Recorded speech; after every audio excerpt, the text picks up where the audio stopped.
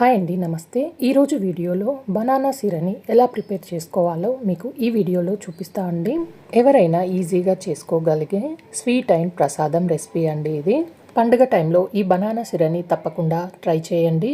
ఇప్పుడు దీన్ని ఎలా చేసుకోవాలో చూద్దాం. ముందుగా స్టవ్ మీద ప్యాన్ పెట్టి దాంట్లో పావు కప్పు వరకు నెయ్యిని వేసుకోవాలి.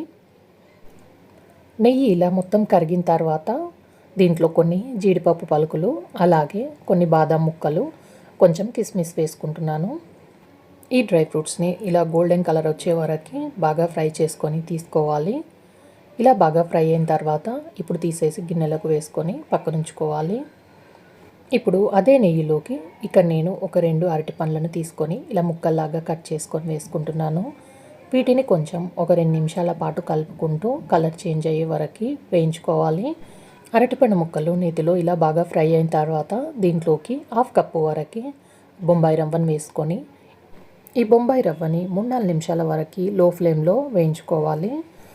రవ్వ లైట్గా కలర్ చేంజ్ అయ్యే వరకు వేయించుకోవాలి.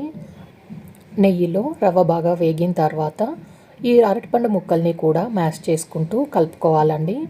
ఇలా మెత్తగా అయిన తర్వాత దీంట్లోకి 1.5 కప్పు వరకు చిక్కటి పాలను పోసుకొని అంతా కలిసేటట్టుగా బాగా ఎక్కడ ఉండలు లేకుండా మిక్స్ చేసుకోవాలి. ఇలా పాలు వేసి బాగా కలిపిన తర్వాత ఒక 2 నిమిషాల పాటు ఉడికించుకొని దీంట్లో 1/2 కప్పు వరకు షుగర్ని వేసుకుంటున్నాను.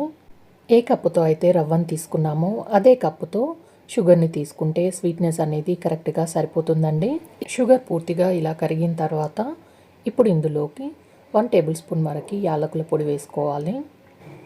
అలాగే ముందు ఫ్రై చేసి పెట్టుకున్న డ్రై ఫ్రూట్స్ని మొత్తం వేసుకొని అంతా బాగా కలుపుకోవాలి.